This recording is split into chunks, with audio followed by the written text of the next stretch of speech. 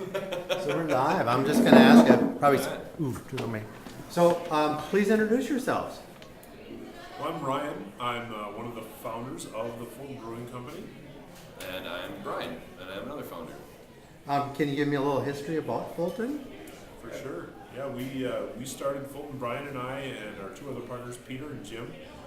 We started home brewing in a garage in southwest Minneapolis in the Fulton neighborhood, which is where we eventually took our company name from.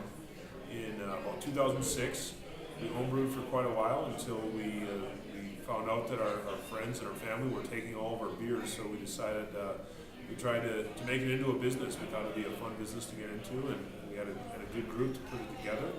So we started the business in 2009, and a couple years later got to leave our day jobs, and it's been kind of a whirlwind growth story ever since.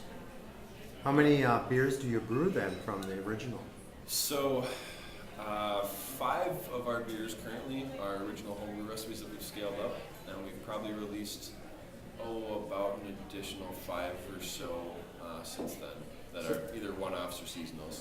What is your flagship beer that is your most popular?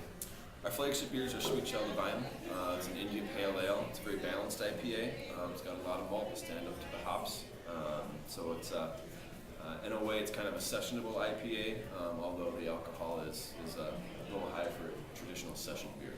How'd you come up with that name, Sweet Child Divine? Well, personally, I'm a fan of Guns N' Roses. Always have been. It's it's just kind of in my blood now. And one day, this is actually before we even started Fulton. We still liked naming our beers when we were home brewing, and I was driving home from a brew day, and the song "Sweet Child of Mine" came on the radio, and I kind of thought for a second, and I just smashed the dashboard in my car. That will be a beer name someday. Had no idea that it would actually be the name of a beer that we were selling as a company, and that would be our best-selling beer, but kind of worked out. What brings you to Duluth today? Well, we're doing a beer dinner here at Grandma's tonight. We're really excited about it because it is our first entry into actually really any territory other than the Twin Cities, which we founded the company in Minneapolis, and we've been selling just kind of in the surrounding area for most of our company's history. And so Duluth is really the first major city that we're selling in after Minneapolis, and this beer dinner tonight kind of marks our entry into the Duluth market. That's pretty exciting. So will your beer be available on tap everywhere, or will you be in the retail and liquor stores? It'll be available on tap to start. We're hoping to have bottles for retail by sometime this summer. Cool. Do you have any, there's a lot of microbreweries, but what is your company philosophy that you started out as a small group of friends?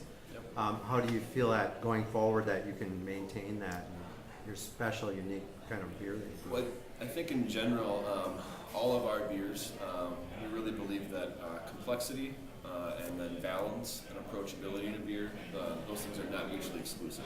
So we can have a really complex, really unique, interesting beer that might speak to more of the beer connoisseur, beer nerd community. But yet it'll be balanced and approachable enough that anybody who picks up a pint will enjoy it as well. That's great. Well, thank you for your time tonight, Yeah. and going to start the beer dinner next, so I hope you enjoy the food and everything else. It's a lot of fun. I've attended them myself. Beer dinners are one of the funnest things that we get to do. Yeah, the I'm really parents. excited. Cool.